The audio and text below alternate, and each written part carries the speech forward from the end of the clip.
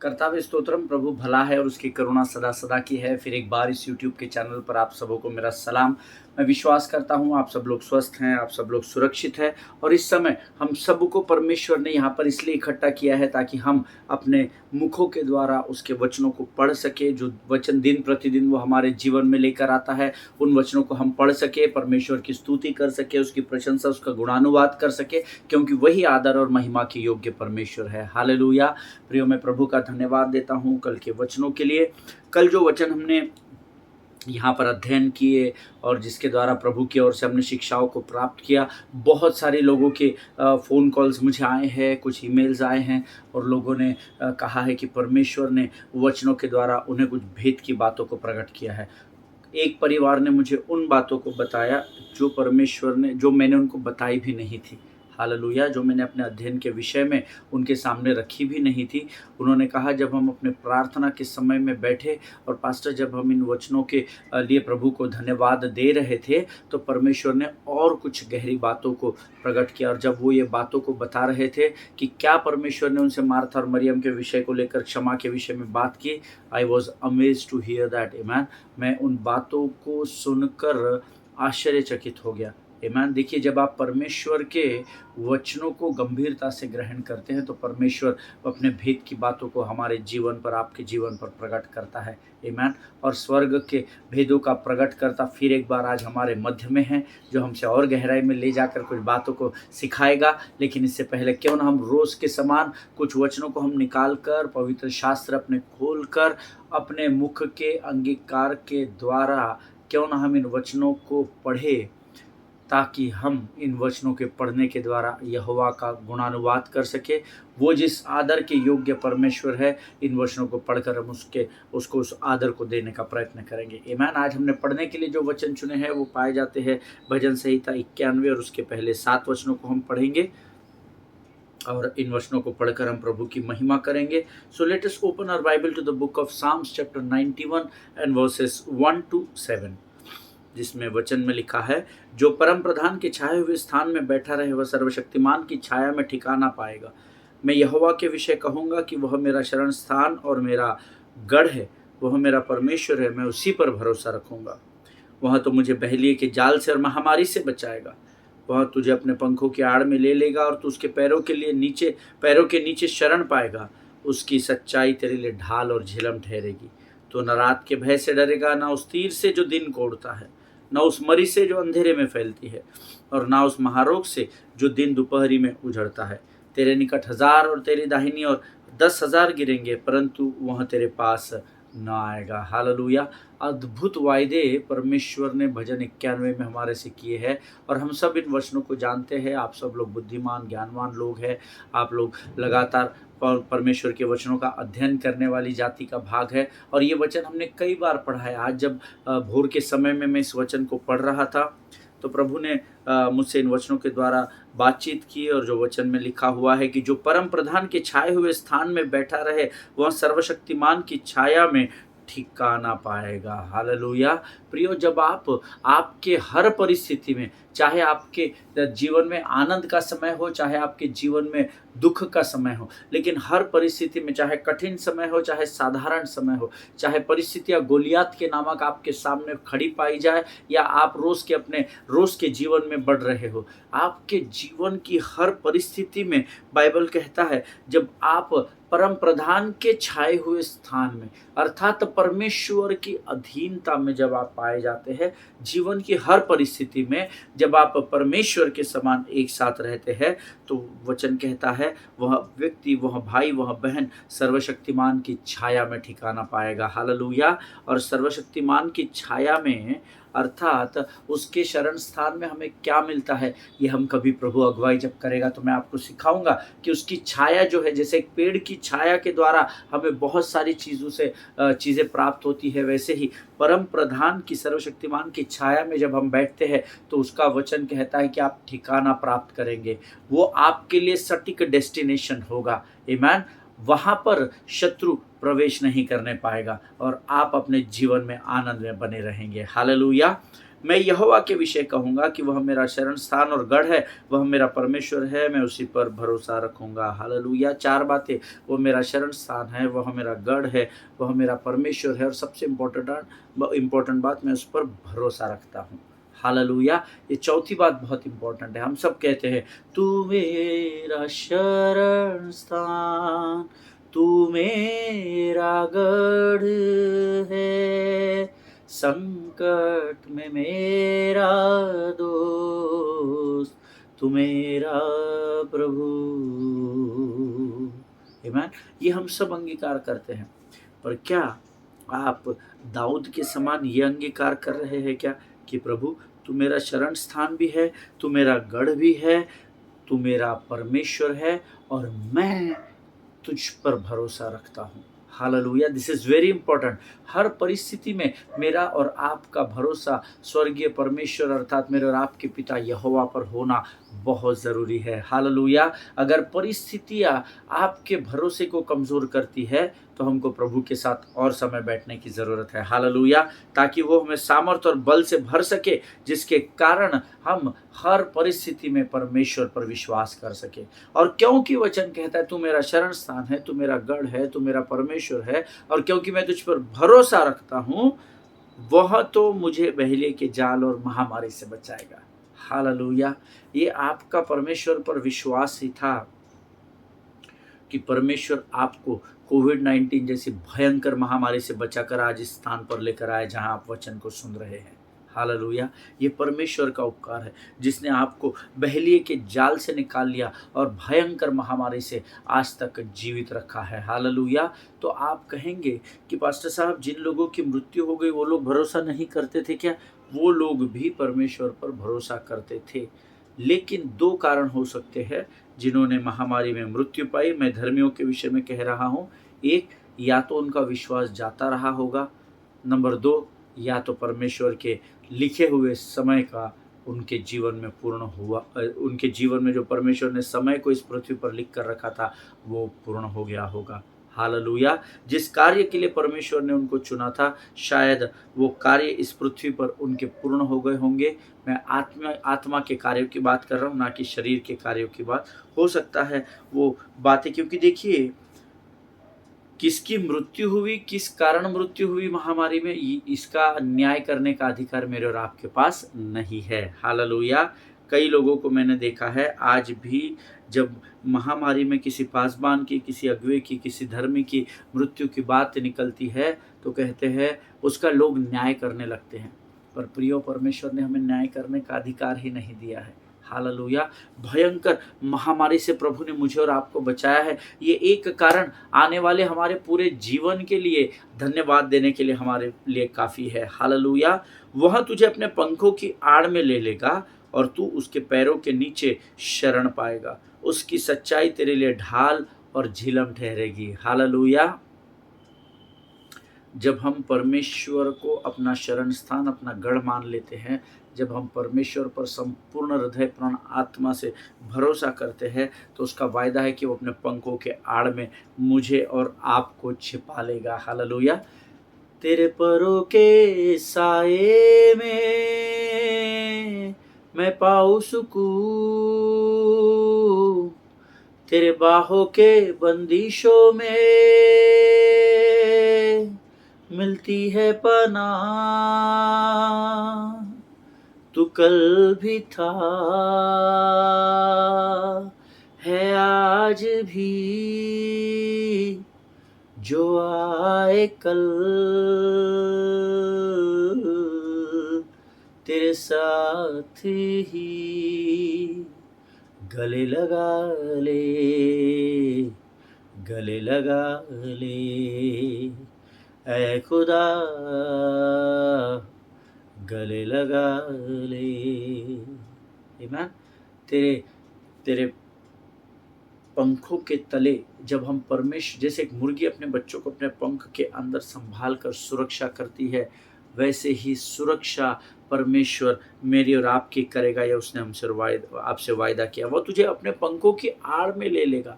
और परमेश्वर के पंखों को स्पर्श करने की ताकत भला किस में हो सकती है। हालेलुया। और तू उसके पैरों के नीचे शरण पाएगा, उसकी उसकी सच्चाई तेरे लिए ढाल और झिलम ठहरेगी, ऐसा वचन में लिखा है। हालेलुया। तू न रात के भय से डरेगा और न उस तीर से जो दिन को उड़ता है। हालेलुया। तू न रात के, मेरे दिन के हर पहर हूँ बेफिकर, है संग तू वीरानों में रात भर, डर नहीं, बिल्कुल नहीं, अभी नहीं, कभी नहीं, गले लगा ले, गले लगा ले, ऐ खुदा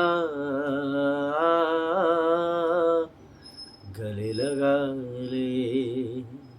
आमीन। वचन कहता है, ना तो तू रात के भय से डरेगा और न उस तीर से जो दिन को उड़ता है। दिन और रात आपकी सुरक्षा करने वाला परमेश्वर आपके साथ बना रहता है। हालेलुया। शत्रु आएगा, शत्रु विचारों को कमजोर करेगा, वो अपने तीरों को चलाएगा, पर अगर आप सर्वशक्तिमान की छाया में ठिकाना पाए हुए हैं, अगर परमेश्वर ने अपने पंखों में की आड़ में आपको ले लिया है, तो शत्रु की कोई भी युक्ति आपके जीवन पर कार्य नहीं करेगी। हालेलुया। आमीन। न उस मरी से जो अंधेरे में फैलती है और न उस महारोग से जो दिन दोपहरी में उजड़ता है। हर प्रकार के तकलीफों से स्वर्ग का परमेश्वर आपकी और मेरी सहायता करने वाला परमेश्वर है। हालेलुया। आपको किसी भी बात की चिंता करने की ज़रूरत नहीं है, क्योंकि हम सब जानते हैं परमेश्वर अपने वायदे से मुकरता नहीं है। आमीन। तेरे निकट 1000 और तेरी दाहिनी और 10,000 गिरेंगे, परंतु वह तेरे पास न आएगा। मेरी बाई और 1000 गिरेंगे, 10,000 मेरी दाई और गिरेंगे, बिना किसी हानि करके वो डर जाएंगे और भाग जाएंगे। हालेलुया। परमेश्वर हर तरीके से, हर परिस्थिति में, हर समय में आपके और मेरे साथ बना है। ये भेद जिस दिन आपको समझ में आ गया, देखिए पता तो आपको है, वचन सबको पता है, पर वचन का ज्ञान न होने से प्रजा नष्ट हो रही है। ऐसा होशे की पुस्तक 4 अध्याय 6वें वचन में लिखा है। लेकिन जिस दिन आप परमेश्वर के भेदों को समझ जाएंगे, आपके लिए पृथ्वी पर जीवन, स्वर्ग की शांति और स्वर्ग के आनंद के साथ जीना बहुत आसान हो जाएगा। हालेलुया। परमेश्वर इन पढ़े हुए वचनों के द्वारा हम में से प्रत्येक पर आशीष दे। ये समय है जब हम इन पढ़े हुए वचनों की सामर्थ जो हमने प्राप्त की है, उसके लिए हम यहोवा को धन्यवाद देंगे, और आने वाले वचनों के लिए हम अपना समर्पण परमेश्वर के सामने करेंगे। Let us pray. Thank you Jesus, thank you Jesus, thank you Jesus. धन्यवाद और धन्यवाद और धन्यवाद देते हैं प्रभु जी। आकाश और पृथ्वी को बनाने वाले महान और जीवित परमेश्वर, हम तेरा धन्यवाद देते हैं परमेश्वर पिता। प्रभु जी, तू महान और अद्भुत परमेश्वर है परमेश्वर पिता। हम तेरी स्तुति करते हैं, तेरी प्रशंसा करते हैं परमेश्वर पिता, क्योंकि तू प्रशंसा और स्तुति के योग्य परमेश्वर है। प्रभु जी, हम धन्यवाद देते हैं परमेश्वर पिता। आज जो वचन के द्वारा तूने हमें पढ़ने के लिए सहायता और मदद की है राजा, उन वचनों को पढ़ने की उस ताकत के लिए, उस बल के लिए हम तुझे धन्यवाद देते हैं। प्रभु जी, हम तुझे धन्यवाद देते हैं क्योंकि आज तो हमारे मध्य में उपस्थित है और फिर गुड़ की बातों को, भेद की बातों को हम पर प्रकट करने के लिए तत्पर और तैयार है राजा। प्रभु जी, इस समय हम अपना शरीर, प्राणात्मा और बुद्धि तुझे सौंपते हैं। पवित्र आत्मा, तू और हम पर नियंत्रण ले। हम तुझे अपने जीवन में पुकारते हैं पिता। तू और हमारे जीवन के, हमारे विचारों पर, हमारे शब्दों पर, हमारे जीवन के हर एक क्षेत्र में तू प्रभुता कर परमेश्वर पिता। जब हम वचन सुनते हैं, हमारी सहायता और मदद कर, ताकि हम उन वचनों को समझ सके। सारी बातों में महिमा तुझको देते हैं। आगे के संपूर्ण समय को हम तुझे सौंपते हैं, और इस विनती को धन्यवाद और पूरे विश्वास के साथ हमारे उद्धारकर्ता और हमारे परमेश्वर यीशु नासरी के मीठे और सामर्थी नाम में मांगते हैं पिता। सुनिए और बड़ी दया से ग्रहण करें। आमीन, आमीन। हालेलुया। प्रभु भला है और उसकी करुणा सदा सदा की है। फिर एक बार आप सबों का इस चैनल पर स्वागत करता हूँ, आप सबों को सलाम करता हूँ। हम ऑफेंस वर्सेस फॉरगिवनेस इस विषय को पिछले 1 महीने से अधिक समय से सीख रहे हैं and this is the longest sermon I ever preach, this is the longest Bible study we had ever gone through before this in last 5 years। हम लोग पिछले 5 वर्षों से लगातार यहाँ पर आ रहे हैं और 100 से अधिक टॉपिक्स को मैंने यहाँ पर अलग अलग टॉपिक्स को प्रचार किया है और ये सबसे लंबा समय हमको परमेश्वर ने लिया है कि वो हमें क्षमा के विषय में सिखा सके। हालेलुया। तो अंदाज़ा लगाइए कि क्षमा करना धर्मी के जीवन में कितनी सारे द्वारों को खोल देता है। हालेलुया, आमीन। प्रियो, कल मैंने आपको एक वचन कहा था कि जब मार्था और मरियम के पास एक खबर चौथे दिन पहुंचाई गई कि यीशु आया है, 4 दिन बाद यीशु वहां पर आया था और ये खबर जब उनके पास पहुंचाई गई तो मरियम तो अपने जगह से हिली नहीं, वो अपने जगह पर ही बैठी रही और मार्था दौड़ती और भागती हुई, यीशु अभी उनके घर पर आया नहीं था, आ रहा है ये पता चला था, दौड़ती और भागती हुई जिस स्थान पर यीशु था वहां पर गई और उसने वो क्रोधित होगी और बट नेचुरल है जब आप किसी प्रेम करने वालों को अपने कठिन समय में अपने सामने एक्सपेक्ट करते हैं और आप उनको नहीं पाते और जब वो आपसे बाद में मुलाकात करने आते हैं तो आप उनसे नाराज़ होते हैं, आप उनसे क्रोधित होते हैं, आप डिसअपॉइंट और फ्रस्ट्रेट हो जाते हैं और उसी फ्रस्ट्रेशन में मार्था वहाँ गई होगी, ऐसा मेरा अध्ययन कहता है। और यूहन्ना की पुस्तक उसका 11 अध्याय उसका 21 वचन हम पढ़ेंगे। The gospel of John chapter 11 verse 21 से वहां जाकर मार्था ने यीशु से कहा, हे प्रभु यदि तू यहाँ होता तो मेरा भाई न मरता। हे प्रभु यदि तू यहाँ पर होता तो मेरा भाई नहीं मरता। ये मार्था ने यीशु से कहा, ऐसा वचन में लिखा है। मार्था के इस स्वभाव ने मुझे एक बात सिखा दी कि जरूरी नहीं कि जब हम हर बार परमेश्वर की उपस्थिति में जाए तो हर बार चिल्लाते हुए और धन्यवाद देते हुए और ताली बजाकर ही जाए, सीटी बजाकर ही जाए, लेकिन कई बार आप सीधे जाकर उससे बातचीत कर सकते हैं। हालेलुया। और परमेश्वर सुनता है। देखिए, जब आप अपने आप को परमेश्वर को सौंपते हैं ना, परमेश्वर आपको भेद की बातों को प्रकट करता है। मैं जो पिछले 22 वर्षों से आराधना की अगुवाई कर रहा हूँ, मैं हर बार लोगों को ये कहता हूँ कि परमेश्वर का वचन कहता है कि हमें परमेश्वर के फाटकों में धन्यवाद के बलिदान के साथ प्रवेश करना है, उसके आंगनों में हमें स्तुति करनी है और उसके महापवित्र स्थान से हमें उसकी आराधना करनी चाहिए। ये मैं कई वर्षों से लोगों को सिखा रहा हूँ, लेकिन जब पिछले दिनों मैं इस विषय पर अध्ययन कर रहा था, जब कल मैं प्रभु के साथ बैठा था और जब मैं इस वचन पर मनन कर रहा था कि वो दौड़ती भागती हुई गई और मैं इमेजिन कर रहा था कि इसने उंगली उठाकर, प्रभु अगर तू यहाँ होता तो मेरा भाई लाजर नहीं मरता, ऐसा कहा होगा। तो प्रभु ने मार्था के इस बिहेवियर से, मार्था के इस स्वभाव से मुझे एक बात सिखाई।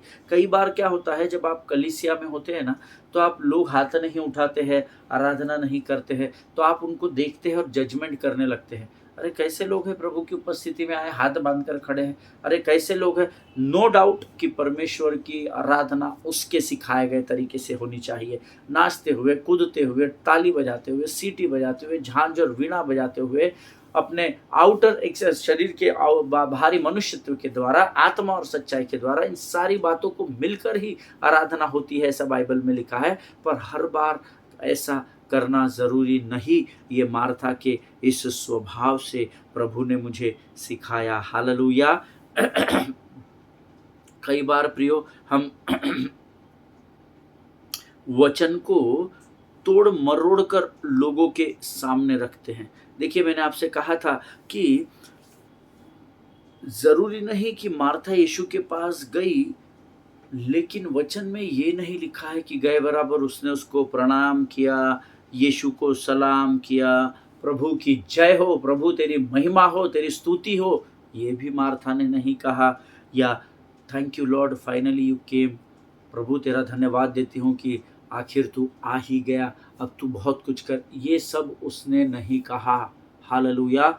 Neither she thank the Lord for his coming, ना तो उसने प्रभु के आने के लिए उसको धन्यवाद दिया, ना कोई दुआ सलाम किया, ऐसा कुछ भी लिखा नहीं है। वो सीधे गए और उसने कहा, यदि तू यहाँ होता तो मेरा भाई लाज़र ना मरता। हालेलुया। मुझे ये अच्छा नहीं लगेगा कि मैं मंदिर में हाथ जोड़कर खड़ा हूँ या हाथ सीधे करके खड़ा हूँ और कोई मेरा न्याय करे कि अरे ये कैसा बिलीवर है जो प्रभु की उपस्थिति में नाच रहा हो, कूद रहा नहीं है। मुझे ये अच्छा नहीं लगेगा कि कोई हम किसी और को देखकर आराधना के समय में अगर वो शांत खड़े हैं, अपने जगहों पर बैठे हैं, तो ज़रूरी नहीं है कि हम उनका न्याय करें, क्योंकि न्याय करने का अधिकार हमारे पास नहीं है। मार्था के स्वभाव ने मुझे सिखाया कि ना तो उसने धन्यवाद दिया, ना प्रभु की जय हो कहा, ना प्रभु को जय मसीह की कहा, कुछ भी नहीं। उसने सीधे जाकर प्रभु से बात की। हालेलुया। कई बार लोग बड़े बोझ के साथ, बोझ में दबे हुए कलीसियाओं में आते हैं, और जब वो आराधना करते हुए नहीं पाए जाते, जैसे आराधना करने की आज्ञा बाइबल ने दी है, तो कई बार हम उनका न्याय कर बैठते हैं। आमीन। बट कल के अध्ययन में प्रभु ने मुझे सिखाया, अगर तू उस न्याय करने वालों की भीड़ में है तो तुझे अपने जीवन को जांचना होगा। हालेलुया। मार्था के इस स्वभाव ने, जिसमें उसने सीधे जाकर प्रभु से कहा, यदि तू होता तो मेरा भाई नहीं मरता। मार्था के स्वभाव ने मुझे सिखाया कि कई बार आप परमेश्वर की उपस्थिति में जाकर सीधे उससे बातचीत कर सकते हैं। हालेलुया। आमीन। हमारा परमेश्वर हमसे इतना अधिक प्रेम करता है प्रियो, कि वो हमारे जीवन की हर बातों को, हर परिस्थिति को, हमारे मन में आने वाले विचार को और हमारे मुख से निकलने वाले शब्दों को भली भांति जानता है। तो आप अपने ध्यान को संसार की ओर लगाना बंद करें, क्योंकि संसार आपको न्याय करने में जुट जाएगा, संसार आपको नीचा दिखाने में जुट जाएगा। लेकिन आप जब प्रभु की उपस्थिति में जाए, तो मार्था के समान आपके जीवन की परिस्थितियां कई बार ऐसी होगी जब आप जाकर सीधे परमेश्वर से बात करेंगे। हालेलुया। और परमेश्वर ने मार्था को कंडीशन नहीं डाली कि पहले तूने मुझे सलाम क्यों नहीं किया, पहले तेरे सामने तेरा रबी आया तो तूने झुककर वंदन क्यों नहीं किया, तूने मुझे प्रेज द लॉर्ड क्यों नहीं कहा, तूने ये क्यों नहीं कहा कि हे रबाई तेरी स्तुति हो। नहीं, परमेश्वर ने मार्था की बातों की ओर कान लगाया। हालेलुया। आमीन। प्रभु इस बात को समझने में आपकी सहायता और मदद करे। ज़रूरी नहीं जब हम हर बार परमेश्वर की उपस्थिति में जाए तो हर बार चिल्लाते हुए, धन्यवाद देते हुए, ताली बजा कर ही जाए, लेकिन कई बार आप सीधे जाकर अपने पिता से बातचीत कर सकते हैं। हालेलुया। कई बार हमारे मन में क्रोध होता है, कई बार हमारे मन में बहुत सारे प्रश्न होते हैं, और आप जाकर सीधे परमेश्वर से बातचीत कर सकते हैं। हालेलुया। अगर आप मेरी बात से सहमत है तो आप आमीन कहे। Beloved people of God, now the time has come when we need to be practical in our lives. Hallelujah. उन परंपराओं से, उन रूढ़ियों से, उन ट्रेडिशन से हमको अभी बाहर निकलना पड़ेगा। We need to be practical in life. जब हम प्रभु के कार्यों को करते हैं तो हमें बहुत प्रैक्टिकल रहने की ज़रूरत है। और अगर मैं प्रभु की उपस्थिति में जाकर हर बार चिल्लाते हुए, हर बार धन्यवाद देते हुए, ताली बजाकर परमेश्वर की आराधना न करूं, और अगर इसके लिए कोई मेरा न्याय करे, तो ये मुझे पसंद नहीं आएगा। हालेलुया। ये आपको भी पसंद नहीं आएगा, क्योंकि उस समय आपके मन की परिस्थिति, आपकी मन स्थिति क्या है, ये और कोई नहीं लेकिन केवल परमेश्वर जानता है। हालेलुया। सो अगर कल मैं कलीसिया में आकर आराधना में शांत खड़ा रहूं, तो आप मेरा न्याय या मैं आपका न्याय करेंगे, ये हमको पसंद नहीं आएगा। हालेलुया। क्योंकि ये हो सकता है कि आज मैं प्रभु के भवन में आया हूं कि मैं सीधे उससे बातचीत करूं। शायद मैं अपने मन में क्रोध को लेकर आया हूं, या मेरा मन निराश है, निराशा और उस कठिनाई की परिस्थिति में होकर शायद मैं उसकी उपस्थिति में आया हूँ। It might be possible that I am expecting from God to do something for me today. आमीन। कई बार जब हम प्रभु के मंदिर में आते हैं हम कुछ बातों को अपने मनों में लेकर आते हैं। आमीन। और हो सकता है वो क्रोध हो, वो निराशा हो, जिसके कारण मैं परमेश्वर की आराधना नहीं कर पा रहा हूँ और मैं सीधे उससे बातचीत करने आया हूँ। हालेलुया। इसीलिए अगर आप उस भीड़ का भाग है कि ऐसे लोगों का जो नाचते कूदते नहीं है, करना ही चाहिए, नाचना कूदना ही चाहिए, पर कई बार मार्था और मरियम के जैसी परिस्थिति आती है। क्या मार्था और मरियम ने प्रभु की सेवा नहीं की? नहीं, उन्होंने भी की, उन्होंने भी उसके साथ मिलकर उसकी आराधना की, लेकिन ये उनके जीवन की वो विकट परिस्थिति थी जब वो स्वर्ग के परमेश्वर से कुछ बातों को एक्सपेक्ट कर रहे थे और वो बातें उनके जीवन में पूर्ण नहीं हुई। इसीलिए ना तो उसने दुआ किया, ना तो सलाम किया, लेकिन जाकर उसने अपने क्रोध, अपने डिसअपॉइंटमेंट, अपने फ्रस्ट्रेशन को परमेश्वर पर प्रकट किया कि हे प्रभु, यदि तू यहाँ पर होता तो मेरा भाई लाजर नहीं मरता। हालेलुया, आमीन। इसीलिए अगर ऐसे लोगों को आप कलीसिया में पाते हैं तो उनका न्याय करना बंद कर दे प्रभु के लोगों। हालेलुया। जब मैं मार्था के स्वभाव पर मेडिटेट करने लगा, मनन करने लगा और सोचने लगा कि कैसे मार्था परमेश्वर से अपसेट होने के बावजूद भी उसकी उपस्थिति में आई थी, कैसे एक इंसान परमेश्वर से एंग्री होने के बावजूद भी परमेश्वर की ओर उससे मुलाकात करने के लिए भाग कर जाता है, या कैसे मार्था ने फ्रस्ट्रेट होकर भी मार्था उसकी उपस्थिति में जा सकती है। अगर मार्था ये सब कर सकती है, then I came on the conclusion that she is surrounded. Why it had happened? ये बहुत important question है। देखिए, वो बहुत अपसेट थी, उसके बाद भी जैसे उसको पता चला भागते हुए यीशु की ओर गई। वो परमेश्वर से बहुत गुस्सा थी, उसके बावजूद भी वो परमेश्वर से मुलाकात करने को गई। वो परमेश्वर से बहुत फ्रस्ट्रेट थी, फिर भी दौड़ती भागती हुई उसकी उपस्थिति को प्राप्त करने के लिए दौड़ी। ये क्यों हुआ? क्यों मार्था ने फ्रस्ट्रेशन था, डिसअपॉइंटमेंट थी, वो एंग्री थी, अपसेट थी, ये सब होने के बावजूद भी क्यों वो यीशु की ही ओर दौड़ते हुए गई?